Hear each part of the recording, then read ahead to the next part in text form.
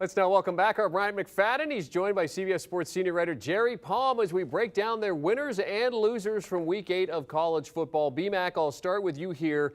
Who is your biggest winner from Week 8? For me, it might not mean a lot to a lot of folks, but I think when you look at the Big Ten, when you look at playoff implications, Ohio State, they're the biggest winner for me, and here's why.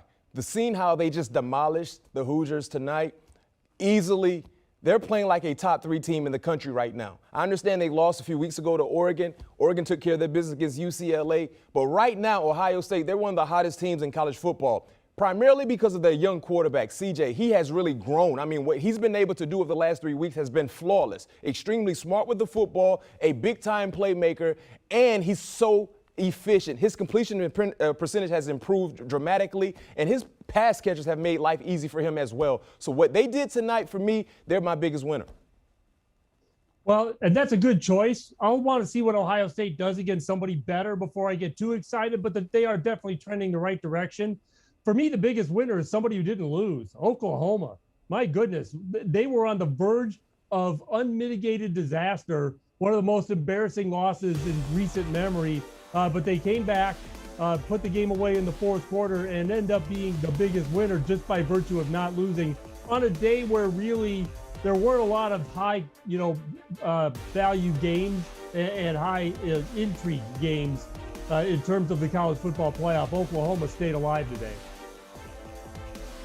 Yeah, 2 double-digit comebacks in that game, 35 points in that second half, and of course Caleb Williams showing what he can do with both his head and his feet. Jerry, you get to start us off with the biggest loser, so who is that for you from Week 8?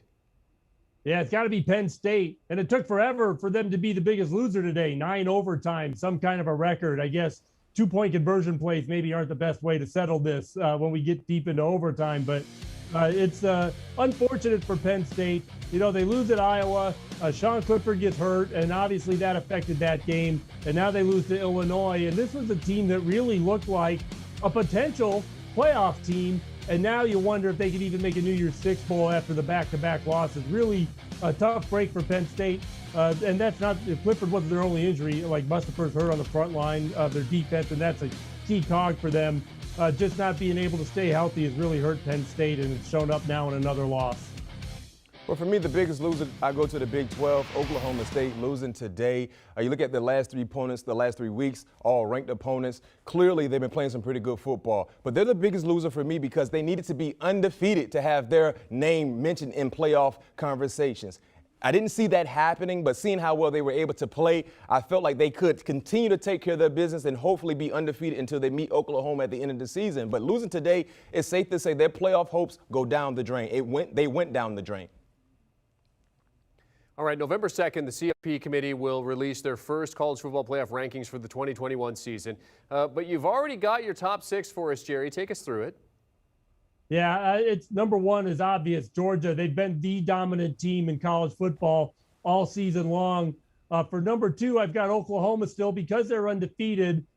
Even though it seems like it's a tough game for them every week, they find ways to win, and that's important. And number 3, Ohio State, who has that loss to Oregon to start the season or early in the season.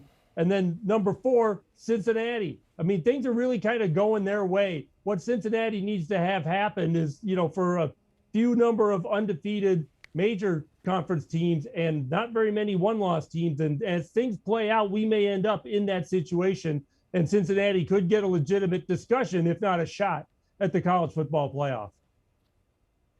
CBS Sports senior writer Jerry Palm alongside the 2-time Super Bowl champion Bryant McFadden giving us their winners and losers for Week 8 of the college football season. And of course, Jerry also giving us his top 6 as we get set for the first college football playoff rankings coming out.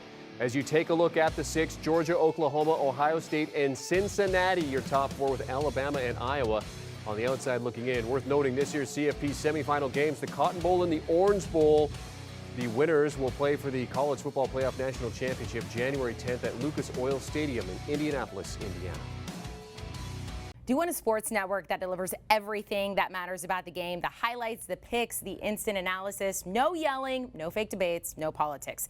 Hit the subscribe button and never miss a moment.